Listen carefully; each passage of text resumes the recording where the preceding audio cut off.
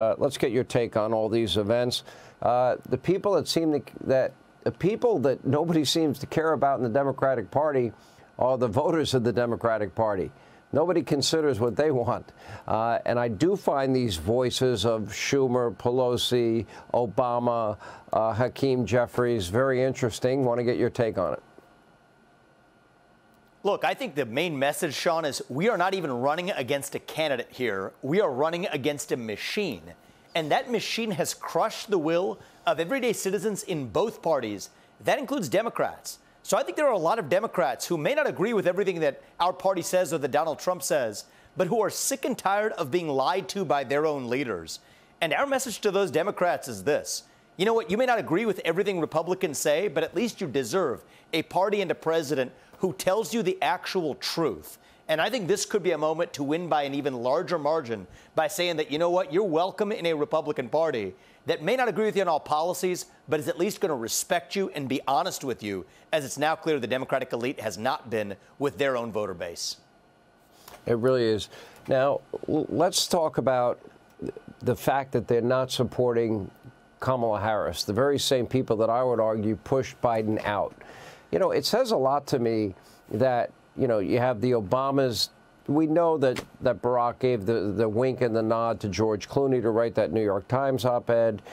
We know he's been working hard behind the scenes. We know that he gave the okay to Schumer and Pelosi to do the things that they've been doing. And then all of those same voices are silent tonight. Now, the Congressional Black Caucus, very prominent voices within the Democratic Party, James Clyburn, others, they're supporting Kamala Harris. But they're the same group of people that didn't win out in this battle for Joe Biden to stay in. So who's going to win the next battle? So, look, I say this as somebody who a year ago predicted Joe was not going to be the nominee. I'm going to predict that Kamala Harris is not going to be the nominee either. And the reason is if they get one shot, they're going to take their absolute best shot that they can. Who is it? That's clearly not Kamala Harris. Well, look, I think there's a lot of open possibilities. I would not write off the possibility that it ends up being Michelle Obama. She checks off the same identity politic boxes, and it's going to be somebody who's maybe above the fray that doesn't create the same kind of infighting that could debilitate their party. So Barack, the reality, Sean, Barack is literally leading the charge, trying to keep his, keeping plausible deniability, and then his own wife takes over. What do you call that? I think you call it realism, Sean. The reality is they're going to take their best shot. They waited till after the RNC convention. That timing is optimal for them because it gets closer and closer to the eventual election. They're going to drag this out, I predict, through the Democratic nomination convention at the DNC in late August. I think Michelle Obama is not off the table.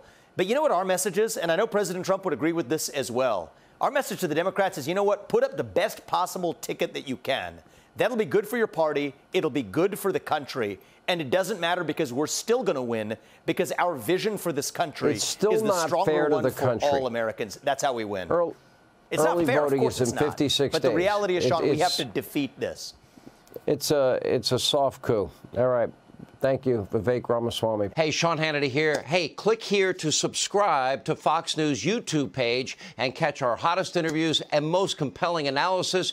You will not get it anywhere else.